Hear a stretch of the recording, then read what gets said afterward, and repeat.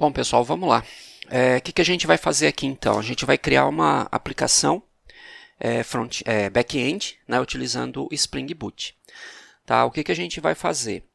A gente vai criar uma aplicação que vai trabalhar no servidor, né, que vai rodar no servidor e que vai ser responsável por toda a parte da lógica de negócio da nossa aplicação ali dos games. Tá bom? Então lembra que a gente fez, né, uma aplicação aí que é a App Games, ou a Games App, né, acho que é Games App, e até lá, né, até aquela última versão que a gente construiu, tudo que a gente fez foi armazenar os dados localmente, né, ali no SQLite do próprio dispositivo. Só que agora a gente quer gravar esses dados em um banco de dados mesmo. E a gente quer fazer com que a nossa aplicação ela possa ser utilizada por mais usuários e, de repente, até mais para frente, essa aplicação ela pode evoluir, por exemplo, para uma plataforma de compartilhamento mesmo. Né? Então, de repente, coisas que você posta ali, né, as fotos dos seus games, dos seus consoles, de repente podem ser compartilhados com outros usuários da plataforma. Tá bom? Aí, para a gente fazer isso, a gente vai precisar colocar isso em cloud, colocar isso em nuvem. Então, não pode ficar mais ali isolado só no aparelho do usuário, tá bom? O nosso back-end a gente vai fazer em Java, utilizando o framework Spring Boot, tá bom? Então, a gente vai trabalhar com essa plataforma aí. Bom, para a gente criar um projeto Spring Boot, né? O pessoal do Spring Boot criou para a gente o Spring Initializer, né, que é esse carinha aqui, ó. Então, o Spring Initializer. Então, com esse site aqui, né, que eles desenvolveram para a gente consegue criar a configuração inicial para a nossa aplicação. Então, por exemplo, muitas das configurações que a gente tinha que fazer para a gente poder começar a desenvolver nossa aplicação acabava tomando muito tempo. Então, o desenvolvedor ele tinha que ficar perdendo muito tempo para preparar o ambiente de desenvolvimento. Com essa ferramenta, com o Spring Boot, a gente tem hoje uma forma de começar o nosso projeto de uma forma muito rápida. Então, isso tornou assim o início do projeto muito fácil, muito simples, tá bom? O que a gente tem que fazer somente, né? Você tem que saber inicialmente quais são as dependências do seu projeto. O que seu projeto vai usar?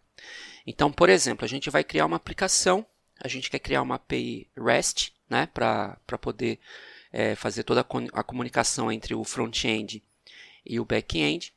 Então, a gente vai precisar, por exemplo, do banco de dados. O banco de dados que eu vou utilizar aqui é o MariaDB, que é praticamente a mesma coisa que o MySQL. Então, quem usa o MySQL consegue utilizar o MariaDB sem problema nenhum. Né? Inclusive, o driver de conexão do MySQL para o Java é o mesmo que a gente usa para o MariaDB. Então, a gente vai utilizar o mesmo driver, inclusive. Tá? O MariaDB ele é um banco de dados que foi criado, né, ali pela equipe original do MySQL. Tá bom? Eles deixaram o projeto do MySQL e iniciaram um projeto novo que é o MariaDB. Legal, então é um banco muito legal, muito bacana, muito rápido e que vem crescendo bastante o seu uso aí, tá bom? Outra coisa, como é uma aplicação que vai rodar, que vai funcionar, né, utilizando aí requisições HTTP, então a gente precisa de um container web. A gente vai utilizar aqui o Tomcat, tá, que é um container que a gente usa bastante aí para o Java, né, para aplicações um pouco mais simples, que não precisa de tanta robustez. Né? Se você for trabalhar num ambiente mais robusto, onde você tem uma quantidade muito maior de requisições e ainda você pode precisar de alguns outros recursos, né? Aí a gente já poderia utilizar, por exemplo, o Wildfly, né, que é o JBoss, né, que era o antigo JBoss, tá bom? Mas a gente vai usar o Tomcat, quando o Tomcat já vai resolver aqui o nosso problema. A gente também vai utilizar uma outra ferramenta que vai ajudar ali no nosso desenvolvimento. Tá? Por exemplo, quando você faz alguma alteração em alguma classe lá do seu projeto, você precisa muitas vezes reiniciar o servidor para que o código seja recompilado, né, e a nova versão da aplicação esteja disponível pelo container. Então isso aí também gera um pouquinho de trabalho, é meio chato ficar fazendo isso. Então a gente vai utilizar uma ferramenta chamada DevTools. Essa ferramenta ela vai, por exemplo, inicializar para a gente o servidor sempre que a gente fizer alguma alteração no projeto. Então eu alterei lá uma linha de código numa classe e assim que você salva, ele já reinicia para você, ele já recompila toda a sua aplicação e já disponibiliza ela novamente no container. Então isso daí também acaba economizando um tempo legal aí para o desenvolvedor, tá bom? Basicamente são essas as ferramentas, né, as dependências que a nossa aplicação vai ter, tá bom? Bom, aqui, né, na configuração inicial a gente já pode definir aqui, né, o group, né? O group é aquela estrutura inicial de packages, né, pessoal, clássica do Java e do Kotlin, né, onde a gente coloca aqui o domínio da empresa ao contrário, né? Se a gente for pensar, por exemplo, no Senai, né, o Senai Jandira, então, por exemplo, o domínio vai ser esse daqui, né? Olha, vou pegar aqui o Senai Jandira. Então, o domínio é esse, ó, jandira.sp.senai.br. Então, aqui o group a gente vai fazer o quê? br.senai.sp.jandira. Então, br.senai.sp.jandira. Então, fica o nome ao contrário. O nome do artefato, que é o nome do nosso projeto, né? Então, a gente vai colocar aqui que é o Games App, né? Esse vai ser o nome do nosso projeto. Aí você pode colocar uma descrição também, né? Aqui é livre para você descrever o seu projeto. Pode colocar um textão aí, não tem problema. O nosso package name básico, né? Vai ser esse daqui. Então ele já colocou ali o menos o ponto games app ali já para continuar. O empacotamento vai ser jar. A gente vai executar, né, essa aplicação como uma aplicação Java, então vai ser jar. Se você for publicar num container web, né, num servidor web, aí você também tem a opção de fazer aqui através de WAR.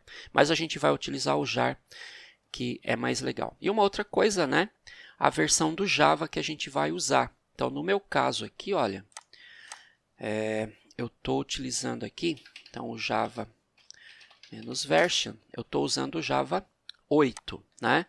Então, isso aqui é importante. Qual a versão do Java que eu vou usar? Então, vou marcar aqui a opção 8, que é para ele fazer aí para mim, trazer as bibliotecas compatíveis com a versão 8 do Java, tá bom? A gente hoje tem o Java 11, tem o Java 14, então você também poderia escolher qualquer uma dessas versões aí, dependendo da versão do Java que você tem na sua máquina. Legal, e agora a gente vai colocar aqui as dependências, né? Então, vou clicar aqui nesse Add Dependências aqui, olha. E assim, no começo aqui, pessoal, inclusive, já aparece para a gente algumas dependências que são aquelas mais utilizadas, que geralmente a gente vai usar mesmo num projeto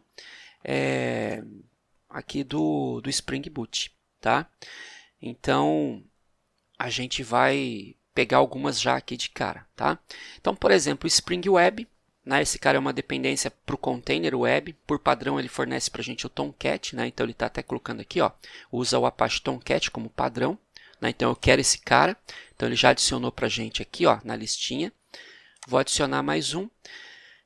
Eu quero também agora o DevTools, né? Esse carinha aqui. Então, ele provê aqui reinicialização rápida de aplicação, reload ao vivo, né? Então você faz alguma alteração no código, ele já faz o reload lá para você em tempo real, você não tem que ficar reiniciando nada de servidor. Então eu vou querer esse carinha também. Então ele já acrescentou para a gente aqui. Uma outra coisa que eu vou querer também, que eu acabei esquecendo de falar no início, que é o JPA. O JPA, pessoal, ele é uma especificação Java para persistência de dados, tá bom? Então, ele é uma especificação, né? Então, ele dita quais são as boas práticas para que você faça toda a parte de persistência de dados, fazer o CRUD lá de banco de dados. A implementação, né, que o Java utiliza é o Hibernate, tá bom? Então, a gente vai colocar também aqui o JPA. Então, essas três aqui, né, são basicamente aqui o que a gente precisa. Deixa eu ver se a gente está esquecendo alguma coisa aqui. Eu acho que não. Tá? O Spring Web, o DevTools e o JPA. Sim, estamos esquecendo do MySQL, né, pessoal? Então, vou colocar aqui o MySQL. Então, ele já traz aqui para a gente o MySQL JDBC Driver. Então, esse cara a gente precisa porque a gente vai se conectar com o Maria, né?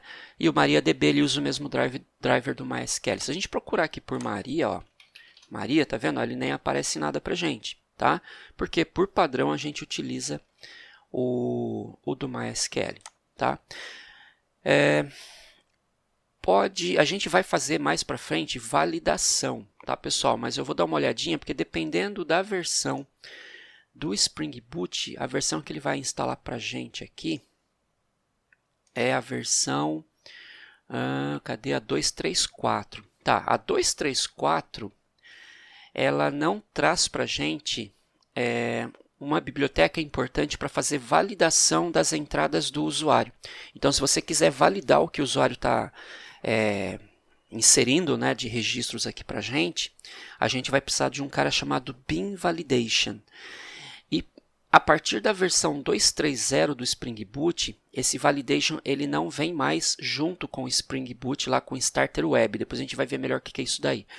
Então eu também vou acrescentar aqui, olha, o validation, tá? Olha, que é o JSR aqui, né, a especificação dele, a versão, que é a validação com o Hibernate, tá bom? Então vou também colocar esse carinha aqui, porque depois mais para frente a gente vai querer validar o que o usuário está fazendo, né, as entradas que ele está digitando para a gente. Por exemplo, a gente vai ter que, na hora que ele for fazer um post, né, que ele vai fazer um cadastro no nosso banco de dados, ele vai ter que mandar um JSON para a gente. E a gente vai validar, por exemplo, se, vamos supor, um campo nome, por exemplo, ele está com a quantidade mínima de caracteres exigidos, se um campo numérico ele está realmente com um número, se o número pelo menos tem, a gente pode colocar um range, olha, o número tem que estar entre 5 e 10, por exemplo. Então o validation ele vai fazer isso para a gente e a gente vai conseguir tratar toda essa parte de validação da aplicação, tá bom? Então a gente vai acrescentar ele aqui também. Bom, pessoal, é isso aqui que eu vou precisar. Então agora eu vou clicar aqui no botãozinho Generate e ele vai gerar para a gente aqui um arquivinho zip, né, com o nosso projeto, tá bom? Então ele já chamou aqui, olha, de games-app.zip. Vou salvar aqui no meu computador. Beleza. O que a gente vai fazer agora? Né, a gente vai abrir, né, o Eclipse, tá bom? Então vou abrir aqui o Eclipse. Eu vou criar um workspace novo, tá, pessoal? Vou chamar aqui de -2 aqui, né, só 2 aqui, para a gente poder ter uma pastinha nova. Para que a gente não sofra nenhuma influência de outros workspaces que a gente já tem, tá? Então vou dar um launch aqui, ele vai criar para a gente um workspace novo e eu vou abrir esse projeto, esse games-app aí, né? Vou abrir esse projeto aqui no Eclipse, tá bom? Então o que a gente vai fazer? A gente vai descompactar esse arquivo, então deixa eu pegar ele aqui, deixa eu já recortar ele aqui, vou mover ele para um outro local, Senai DS2M3. Vou colar ele aqui e vou extrair ele aqui mesmo, tá, pessoal? Então, vou extrair aqui. Então, tá aqui, ó, a pastinha Games App e tudo que a estrutura, né, do projeto aqui que a gente vai utilizar. Então, beleza, já estou aqui no Eclipse. Deixa eu fechar essa janelinha. Vou importar um projeto, tá? Então, já descompactei o projeto que o Spring Boot Initializer criou para a gente. Então, vou fazer um import project aqui. Pode ser por aqui, né? Se você tiver o link aqui. Se não tiver, você dá um botão de... Você pode clicar aqui em File também, né? Olha, File, Import. Então, o caminho que você vai fazer aqui, tanto faz, né? Eu já vou por aqui, ó, Import Projects. Vou colocar aqui, ó, Maven, né? Por que Maven? Porque esse projeto que a gente vai criar, ele vai usar um gerenciador de pacotes, né? Que faz todo o build da nossa aplicação aqui no Java, que é o Maven. Ele tem o mesmo princípio lá do Gradle que a gente usa no Android, tá bom? Então todas as dependências da nossa aplicação são gerenciadas por ele. E isso torna muito fácil a inclusão das bibliotecas que a gente vai usar no projeto, sem a gente ter que ficar baixando essas bibliotecas e adicionando ela no nosso projeto. O Maven ele já faz tudo isso para a gente, tá bom? Simplesmente com algumas anotações em XML, tá? Mais para frente a gente vai precisar importar outra biblioteca e aí eu mostro para vocês como fazer isso lá no Maven, né? No arquivo .xml. Para a gente ver como que a gente importa novas bibliotecas para o nosso projeto, tá? Então, eu vou pegar aqui, ó, Existing Maven Projects, porque esse projeto que a gente está criando ele é um projeto Maven, então já vou marcar aqui como projeto existente do Maven. Next. E agora eu tenho que dizer aonde está o meu projeto, né? Lembra que a gente descompactou ele? Então, vou pegar aqui, olha, tá na minha unidade E. Está aqui em Senai, DS2M3, Games App. Esse carinha aqui, ó, né?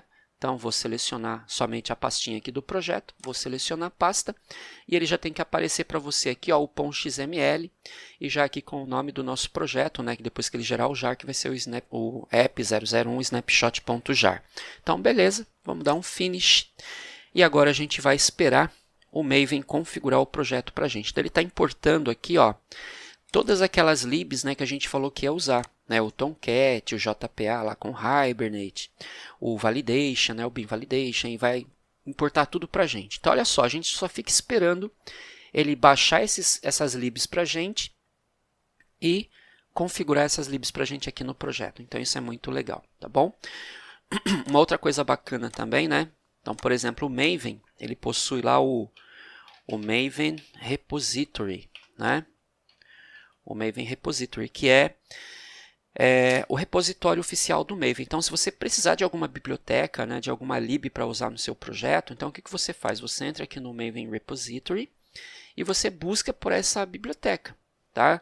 Então, por exemplo, supor que eu vou usar o Lombok, por exemplo. Né? Então, vem aqui, ó, coloca aqui Lombok, vou dar uma busca e ele já traz para mim aqui, ó, Project Lombok. Eu clico aqui. Vejo qual a versão do Lombok que eu quero usar. Então, por exemplo, quero usar aqui a última versão, a 1.18.12. E ele já traz para mim aqui, olha, as anotações XML que eu vou ter que adicionar ao arquivo .xml. Então, eu só tenho que fazer o quê? Eu tenho que copiar esse XML que está aqui, ó, né? O fato de eu clicar aqui dentro, ele já copia para mim, tá vendo, pessoal? Então, só de eu ter clicado aqui dentro, ele já copiou. Tá? Mas, de qualquer modo, né, ó, você copia esse carinha aqui, né, dá um Ctrl C aqui. E aí você vai lá para o seu projeto lá aqui no Eclipse, você vai localizar aqui o arquivinho .xml, que é esse cara aqui, ó, .xml. Abre esse arquivo e aí você vai colocar dentro da seção de dependências, né? Olha, então você vai procurar aqui, ó, dependencies, né? Aí você tem várias dependências aqui, tá vendo? Ó, como a gente pediu, por exemplo, lá quando a gente criou lá no Spring Initializer. Olha só, ele trouxe aqui para a gente o JPA, o Validation, tá vendo? Ó? O Starter Web, que é o que a gente pediu lá, o Web, né? Que ele vai trazer para a gente até o Tomcat.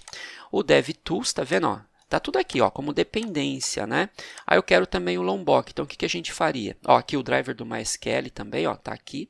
Então, dentro do Dependencies, né? Olha, dentro desse bloco, então, por exemplo, aqui, ó, você vem aqui, dá um Ctrl V aqui, deixa eu dar um Ctrl Shift F aqui para organizar.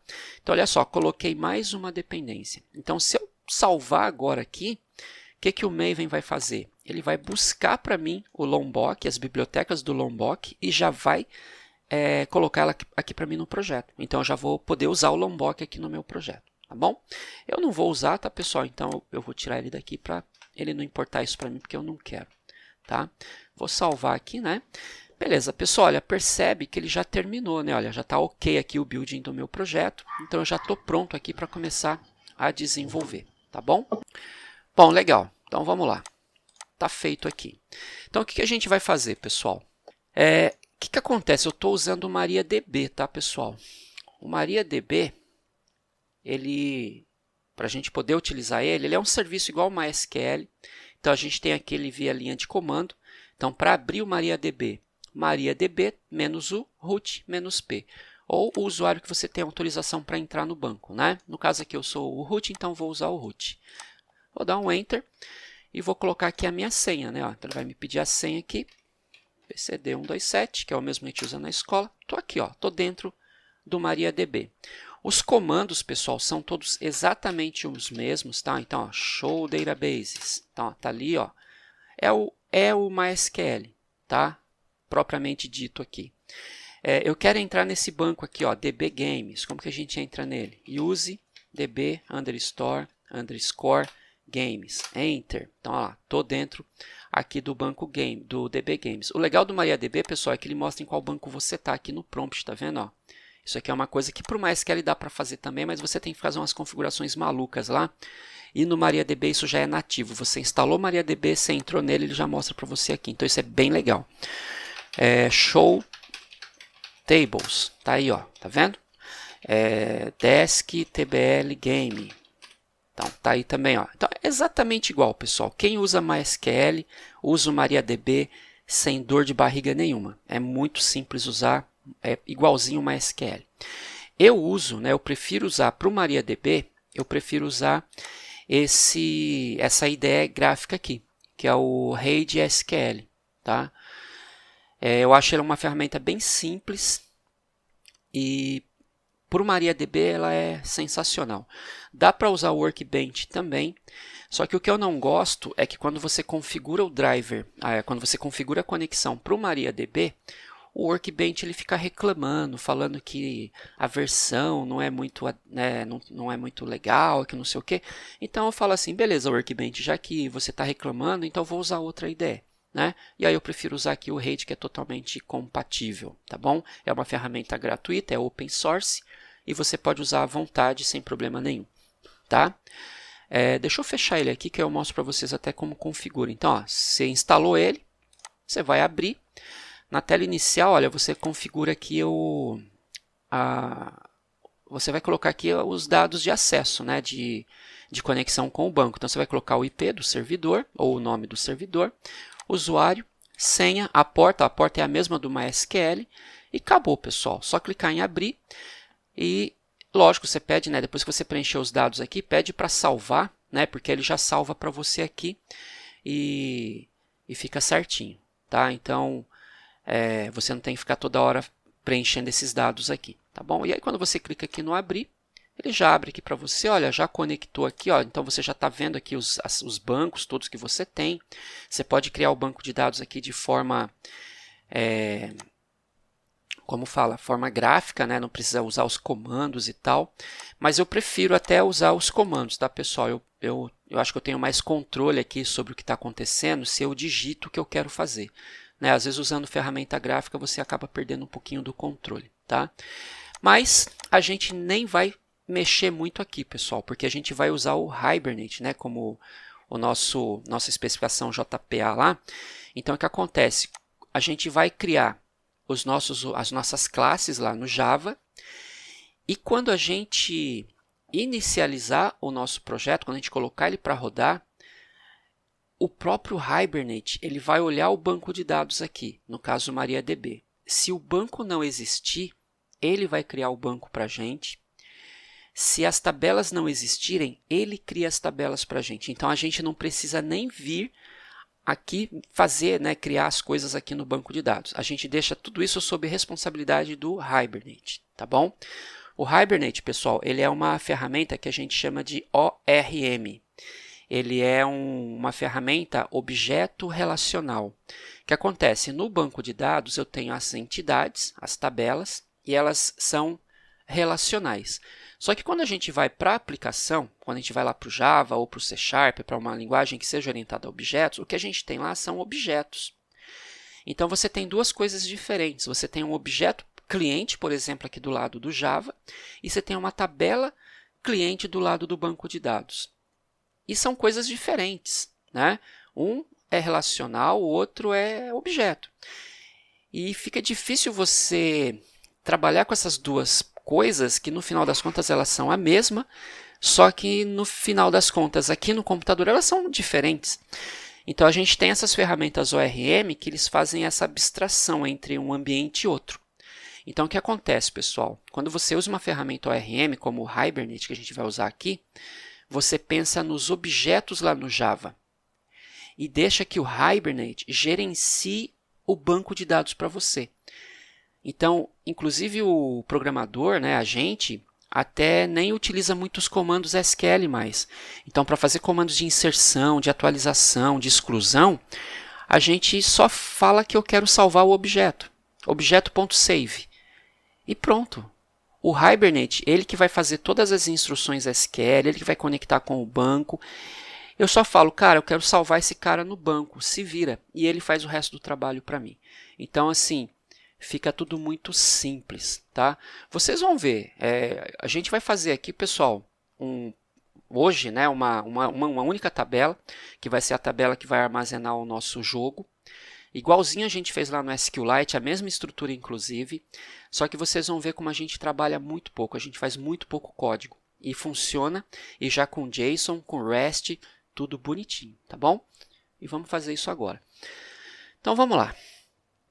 Então, primeira coisa que a gente faz aqui, pessoal, olhando aqui para o nosso projeto. Beleza, olha só. Primeiro, eu não vou usar esse banco, esse DB Games, que está já aqui, né? Que foi esse aqui um teste que eu fiz para poder dar essa aula para vocês. Então, eu vou chamar de Games, só Games, ou Games-DB. Eu vou inverter o nome aqui, né? Para a gente deixar esse DB aí no nome. Então, eu vou colocar assim, o nome do meu banco vai ser Games_DB. Só que eu não vou criar esse banco aqui. Quem vai criar o banco aqui para mim, lembra? Eu vou deixar que o Hibernate cuide para mim disso daí. Então, o que a gente vai precisar fazer aqui? Olha, se a gente der uma olhada aqui na estrutura do nosso projeto, a gente vai ter aqui, olha, essa pastinha, né, ó, que é a src main java. Então, aqui, olha, a gente vai ter aquele pacote base, né, que é o BR-CNASP Jandira Games App. Dentro desse BR-CNASP Jandira Games App, eu vou ter uma classe Java já, olha, que é o Games App Application. Quem criou essa classe foi o Spring Boot. Deixa eu ver o que tem dentro desse arquivo aqui. Então, ele é uma classe Java, tradicional, né, clássica. E o que a gente tem aqui? O nome da classe, então tem aqui a definição da classe, ó, public class. E eu tenho o método main. Então, quer dizer, essa classe é a classe que dá o start da aplicação. É ela que é o ponto de entrada da minha aplicação. Então, quando eu for rodar a minha aplicação, é essa classe que vai ser executada porque ela tem o método main. Tá? Eu não vou ficar entrando muito em detalhe aqui, pessoal, porque vocês já tiveram Java. Isso aqui vocês já viram lá no primeiro semestre, né? Só que aí a gente vai perceber o seguinte, existe uma anotação em cima dessa classe, que é @SpringBootApplication. Isso daqui, pessoal, é coisa do Spring. Então, o que acontece? Ele lê isso daqui, então ele sabe que essa classe é ele que cuida. Tá? E eu já estou dizendo para ele, ó, cara, isso aqui, né, é uma aplicação Spring Boot. Finish. É isso daqui que eu tenho que fazer. Tá? Se eu tirar essa anotação aqui, ó, se eu pegar e apagar ela e salvar aqui, ó, percebe que está tudo normal, está funcionando aqui. Só que ele não vai funcionar como uma aplicação Spring Boot. Tá? Então, essa anotação aqui, olha, ela indica isso aqui para a minha aplicação. Tá bom? Então, isso daqui é padrão. A gente vai manter isso daqui, então. Tem que estar desse jeito aqui. Uma outra coisa, tem um outro pacote aqui, olha, que a gente chama de Resources. Né? Então, dentro desse pacote Resources, a gente tem aqui um carinha chamado Application.Properties. Então, o que acontece? Vou abrir esse arquivo. Esse arquivo é um arquivo texto, basicamente. Obrigatoriamente, ele tem que ter esse nome, tá, pessoal? Application.Properties, esse nome é obrigatório. Só que como a gente usou o Spring Boot Initializer para criar o projeto, então ele já criou para a gente a estrutura que eu preciso. Então, eu não tenho que ficar criando isso. Ele já criou para mim. Por isso que é legal. Olha, eu só começar a programar agora. Eu não tenho que ficar pensando na estrutura do projeto, que é obrigatório para o Spring Boot funcionar direito. Né? Então, ele já criou para mim a estrutura que ele precisa. Eu só tenho agora que fazer as minhas classes aqui. Esse Application Properties, a gente vai colocar, por exemplo, as configurações para acessar o banco de dados. Então, aqui que eu vou dizer para o Hibernate, por exemplo, quem é o banco de dados, qual é a URL do banco de dados, onde está o banco de dados, qual é o nome do usuário, qual a senha e mais algumas coisinhas, tá bom? Então, eu não vou escrever tudo aqui, né, porque tem um conteúdo meio grandinho aí. Eu vou pegar aqui minha colinha e vou colocar uma colinha aqui dentro para a gente. Então, ó, aqui dentro desse arquivo, vou dar um Ctrl V aqui. Olha só, o que a gente colocou aqui, pessoal? Então, tem esse Spring JPA Database. Então, estou dizendo aqui que o banco de dados ele é MySQL. É uma ARIA, mas ele é MySQL. Isso daqui, pessoal, a gente fala que é o dialeto do banco. O que acontece quando a gente usa o Spring, o Hibernate, especificamente? Imagina que você começou o seu projeto utilizando o MySQL. Se você não usa o Hibernate, se você não usa uma ferramenta ORM, você vai colocar todas as instruções SQL na sua aplicação. Então, você vai ter que escrever lá os selects, os inserts, os updates, os deletes. Você vai ter que escrever tudo lá na aplicação. Beleza. A gente sabe que de um banco de dados para o outro, esses comandos eles mudam um pouco. Às vezes não muda muito, mas muda um pouquinho. Pessoal, só que uma vírgula que você mude já não funciona mais. Aí imagine o seguinte, por algum motivo, o seu projeto precisa migrar o banco de dados. Você não vai mais continuar com o MySQL, você vai agora usar, sei lá, o PostgreSQL. Você vai ter que alterar o código SQL da sua aplicação para que ele possa conversar com o Postgre. Então, imagina a dor de cabeça que você vai ter. Com o Hibernate, a gente não faz isso. Eu deixo a responsabilidade dos comandos, das instruções SQL com ele. Então, o que eu falo? Eu falo, cara, o banco de dados que a gente vai usar é MySQL. Então, o que ele vai fazer? Todas as instruções SQL que ele for criar para mandar para o banco, ele vai gerar no dialeto do MySQL. Então, os comandos vão ser todos os comandos que funcionam no MySQL. Se eu chegar aqui e mudar para Postgre, agora os comandos que ele vai criar são todos os comandos que funcionam no Postgre. Se eu mudar aqui para SQL Server, ou para Oracle, ou para MongoDB, sei lá, o banco que eu quiser. O Hibernate ele tem suporte para praticamente todos os bancos assim que são mais utilizados. Então, pessoal, eu só venho aqui e mudo aqui, né? E lógico, talvez eu tenha que mudar aqui a URL, né? Porque de um banco para outro essa URL ela muda. Por exemplo, aqui como, né, pode ser que eu tenha que mudar aqui, em vez de MySQL vai ser um outro nome aqui. E algum outro parâmetro que eu tenha que passar aqui nessa URL, né? Nesse parâmetro aqui. Mas assim, eu só vou mudar isso, 2 ou 3 linhas aqui. E a minha aplicação, pessoal, ela já vai funcionar com o novo banco de dados, sem eu ter que mexer em mais nada. Olha que beleza que é isso. Então, vamos lá. Então, o que a gente tem mais aqui? A gente tem a URL do banco. Então, aqui é aquela string de conexão, né, pessoal? Eu estou dizendo aonde é o meu banco, onde ele fica. Aqui está localhost, porque eu vou acessar um banco que está rodando aqui no próprio servidor. Mas aqui eu poderia colocar o IP ou o nome do servidor. Mais para frente, a gente vai colocar isso na AWS. Então, aqui a gente vai ter que colocar o IP do servidor lá na AWS. O nome do banco, eu vou só inverter aqui, né? Como eu já tenho um DB Games lá, eu vou chamar isso aqui de Games _DB. Vou inverter o nome aqui. E olha só que legal que a gente está colocando aqui, ó. Create database if not exist igual a true. Ou seja, eu estou dizendo assim, cara, o banco que eu vou usar é o GamesDB. Se ele não existir lá, você cria ele para mim? True, tá vendo? E use SSL igual a false, que é para ele, porque ele fica querendo conexão segura, né, usando SSL. E aí a gente fala para ele não usar isso, para senão ele fica mandando mensagens aqui para a gente não quer ficar vendo isso. Bom, aqui é tranquilo. Qual é o nome do usuário que vai acessar o banco? Qual é a senha desse usuário? Legal.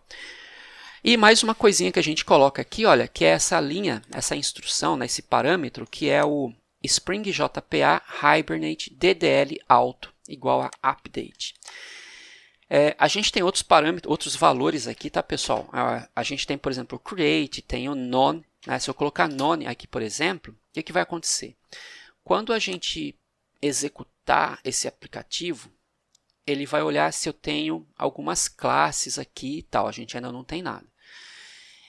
E se, por exemplo, se eu criar uma classe nova, essa classe, dependendo de como eu anotei ela lá na hora que eu estou programando, ela vai ter que criar uma tabela no banco de dados que vai guardar os dados desse objeto. Se eu deixar como none, o Hibernate ele não vai criar essa tabela. Eu vou ter que ir lá no banco e eu vou criar manualmente. Isso aqui é legal para quando o programador ele quer ter o controle total do banco de dados. Então, assim, ele deixa uma parte do controle para o Hibernate, aqui do lado da aplicação, só que do lado do banco, o programador ele quer ter o controle total. Então, ele que quer criar as tabelas, os relacionamentos e tudo mais. Tá bom? Se a gente coloca update, o que eu estou dizendo? Qualquer alteração que eu faça nos meus objetos aqui no Java e que estão associados com uma entidade lá no banco, deve ser atualizado. Então, por exemplo, imagina que você tinha uma classe que tinha 5 atributos. Então, ele criou essa tabela no banco com esses 5 atributos. Se você acrescentar um atributo novo, esse atributo ele deveria ser criado também no banco. Então, se você deixar como update, na próxima vez que a sua aplicação subir, ele vai verificar que tem uma diferença. Opa, o objeto aqui tem um campo que lá no banco não tem. Então, ele vai lá e cria para você automaticamente, sem você ter que fazer nada. Isso é muito legal. Então, assim, você vai ter que escolher o que você quer fazer. No começo do desenvolvimento, pessoal, geralmente a gente deixa update porque a gente quer que ele crie toda a estrutura para a gente. Depois, a gente pode mudar aqui para none para você ter um controle um pouquinho melhor lá do banco, tá bom? Você não deixa o Hibernate com o controle total, você pega uma parte do controle para você. E uma outra coisa que eu acho legal também é esse Spring JPA show SQL igual a true. O que acontece? A gente vai conseguir olhar aqui pelo console, toda vez que o Hibernate ele criar uma instrução SQL que ele for mandar para o banco, a gente vai ver qual foi a instrução que ele criou aqui nos logs. Tá? Isso enquanto a gente está desenvolvendo, é legal. Depois, quando a gente for colocar em produção, aí a gente pega e coloca false aqui, porque senão ele fica gerando log lá no servidor à toa, né? A gente não fica olhando isso aí lá no servidor. Então, aí a gente coloca false. Mas enquanto a gente está desenvolvendo, é legal, porque você consegue acompanhar aqui os comandos SQL que ele está gerando. E aí, quando dá algum problema, mais ou menos a gente já usa também aqui como uma outra forma da gente poder encontrar o problema, tentar resolver algum probleminha que pode estar acontecendo. Tranquilo? Então, pessoal, esse daqui, você criou o seu projeto, ele vai conectar com o banco de dados, então você já vem aqui no Application Properties e já coloca aqui, no mínimo, essas coisinhas aqui, né? Isso daqui já vai ser o suficiente, pessoal, para automatizar toda a parte de criação de banco de dados lá do lado do MariaDB, tá bom? Legal. Agora, o que a gente vai fazer, pessoal? A gente vai criar aqui a nossa primeira classe, tá? Então, a gente vai criar a classe Game, igual a gente fez lá no Android, só que agora a gente vai fazer aqui no nosso back-end. E o que acontece? Essa classe Game, a gente vai ter que ter uma tabela, igual a gente teve lá no Android também. A gente vai ter que ter uma tabela que vai armazenar os dados dos games. Então, é uma tabelinha simples, a gente não vai colocar muitos campos, tá, pessoal? A gente vai colocar alguns também aqui, né, uns 4 ou 5 campos, que é para a gente poder ver como que funciona, né? Aqui para a gente não é quantidade, é qualidade, tá? Então, o que a gente vai fazer? Primeira coisa, então aqui na estrutura base, né, no package base aqui da minha aplicação, eu vou criar um pacote novo, que vai ser o model, tá bom? Então, vou dar um botão direito aqui, New Model. Então, aqui nesse package, né, que vai ser o model, o que a gente vai fazer? A gente vai colocar todas as classes do nosso projeto, ou seja, é onde a gente modela os nossos objetos, né? Lembra que a classe não é um objeto, a classe ela só define como é um objeto. Eu vou mudar um pouquinho aqui, pessoal, a estrutura de visualização desses pacotes, tá? Eu gosto dele de uma forma diferente aqui, então vou dar um clique aqui, ó. Package Presentation, vou pedir para ele mostrar para mim de forma hierárquica, tá bom? Então, olha só, então ele já fica aqui numa estrutura diferente. Então, eu tenho aqui o pacote Games App, dentro dele eu tenho o pacote Model, tá bom? Então, para mim vai ser melhor isso daqui, ó. Vou criar uma classezinha nova aqui. Então, vamos criar aqui a nossa primeira classe, New Class.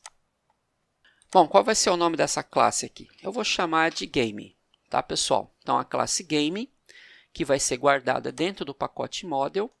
Ela não tem um método main, porque ela não é uma classe que vai inicializar o projeto, né? Ela só é uma classe Java. Então, vou dar um Finish e beleza. Pessoal, está aqui a nossa classe, tá?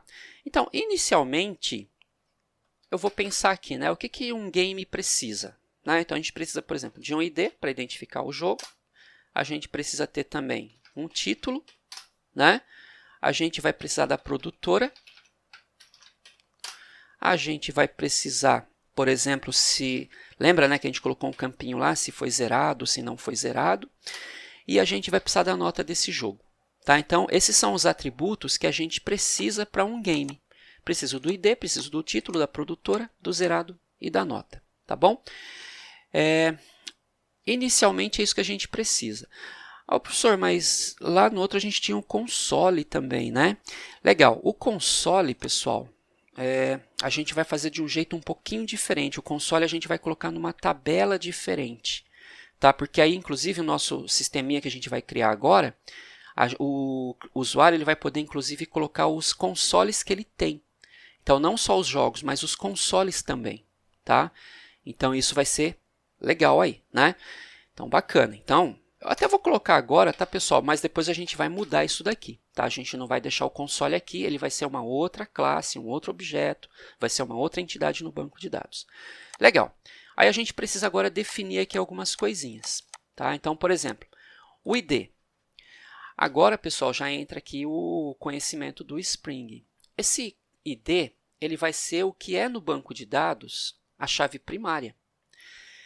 Então, o Spring Boot ele exige para a gente, né, que esse campo seja do tipo long. Então, esse identificador, a gente vai colocar ele como long. E outra coisa, ele vai ser privado. Então, uma boa prática, agora pensando em Java, né, Design Pattern, os nossos atributos de uma classe, eles devem ser privados e depois a gente cria os métodos de acesso a esses atributos, né? A gente vai criar lá os getters e os setters, tá bom? Mas, por enquanto, vamos pensar assim. Então, olha só, eu já sei que no Spring Boot o identificador é long. Então, eu já vou criar aqui o identificador, né, o atributo ID do game, eu já vou definir ele como long, tá bom?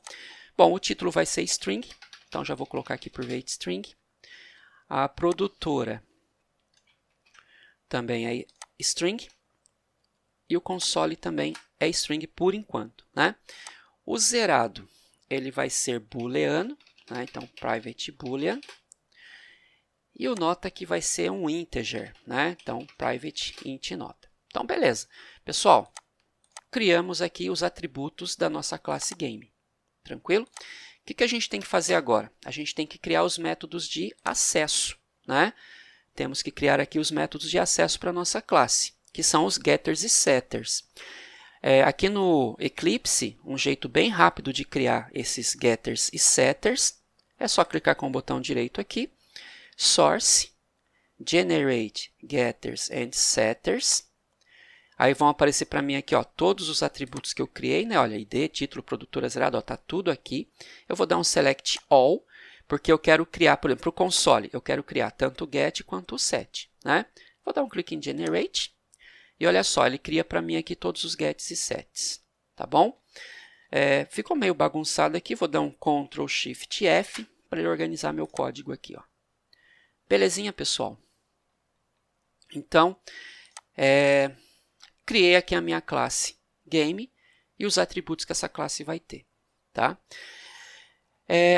Uma outra coisa que a gente tem que criar também, pessoal, é um método que é o equals e o hashcode, que vai garantir que a gente consegue comparar uma única instância de um objeto. Eu consigo saber se o objeto ele igual a um outro objeto, se a gente está falando do mesmo objeto ou não. Que são aqueles dois métodos, né? O hashcode, que ele cria um hashcode, né? Um código hash para cada instância de objeto que a gente cria baseado nessa classe. E a gente também cria um equals, que é para você poder comparar um objeto com outro. De repente, são duas instâncias diferentes, mas eles possuem os mesmos atributos. Então, tenho como comparar isso. E eu também não vou precisar escrever isso na unha aqui, tá? Então, botão direito aqui também, source, aí a gente tem aqui, ó, gerar hashcode and equals, tá? E ele vai gerar isso para todos os atributos, né? Então, vou dar um generate aqui, ele já gera para mim aqui, olha, tanto o método hashcode, que é para ele gerar um hash para cada instância do objeto que eu crio, e isso vai ser gerado diferente para cada objeto, então cada objeto vai ter um hash diferente na memória, e o equals que eu vou usar para poder comparar se um objeto é igual a outro, tá? Não que ele é o mesmo objeto, mas se ele possui os mesmos atributos, se ele é igual, tá bom? Então, a gente já cria também aqui de uma forma automática, é legal para o Spring Boot usar esses dois métodos aqui. Pessoal, então é assim, já criei a minha classe game. Então, até aqui, nada de novo. Para quem já fez Java, para quem já programou em Java alguma vez na vida, isso daqui é a coisa mais básica que a gente faz, não é?